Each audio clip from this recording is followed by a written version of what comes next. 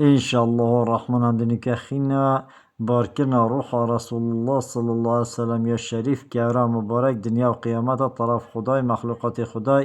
و دنیاوی نقل بین بون دنیا دکه گشنا لقای خدای خو جل و علا وقتی که کنیزوگ بی ازنا خدای جل و علا ورگرتنا روح رسول الله یا شریف گورا طرف خدای پیغمبر خدای جل و علا امر ملک الموت کرد که بهید بونیک رسول الله صلی الله علیه وسلم و ملک الموت کد بجنی عزرائیل هاتا پش در پیغمبر علیه الصلاة والسلام ولی داره دا نه چجور و رسول الله صلی الله علیه وسلم امر کریا فاطمه او چی کسا پشتا داره داد حضرت فاطمه گوت یا رسول الله یا بابا او زیارتچیه که هاتی زیارتاته هاته بو زیارتاته رسول الله صلی الله علیه وسلم امر کتد ناسیه حضرت فاطمه گوت یا بابا یا رسول الله قسم ذات خدای از نناسم کچ کسه رسول الله صلی الله علیه وسلم امر کریا فاطمه او ملک الموته او کسی کجی که تا جماعتا یک کجی که تا دوستا یک هیتیم کت کرو کچا و که و داری بلا بهتا جور لا حول ولا قوة الا بالله چه خلودانیه چه قواتنیه الى طرف او خدای نبی گورا و عظیمه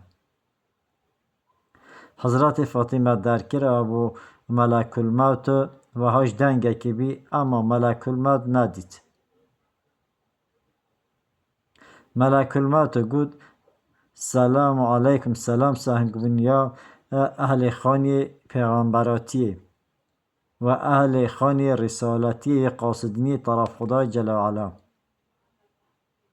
رسول الله صلی الله علیه وسلم امر کرد و علیک السلام و رحمت الله یا اخی یا عزرائیل رسول الله صلی الله علیه وسلم امر کرد ستبن السلامت خدای رحمه خدای یا برای یا عزرائیل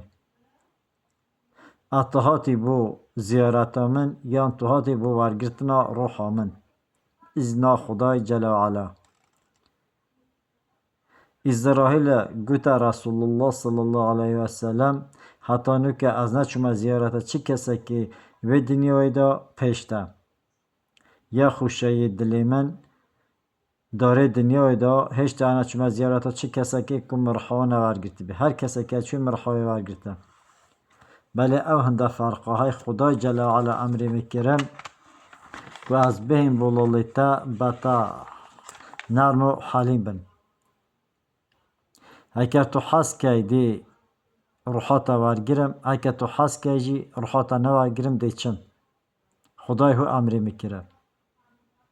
ای جماعت مسلمان ایجا امت پیغمبر کیوتونه کو اسرائیل مکن بجن ملک الموت چهار ملائکت که گورا و عظیم طرف خدای تعالی که خدای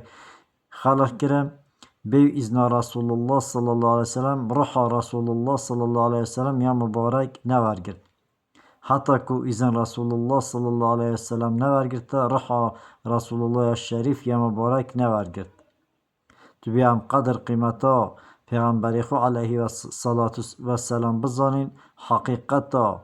ریکا پیغمبری خو علیه صلات و سلام بزانین نبردین انشالله دی بشفاعت و پیغمبری کهین دنیا و قیامت آمین الحمدلله رب العالمین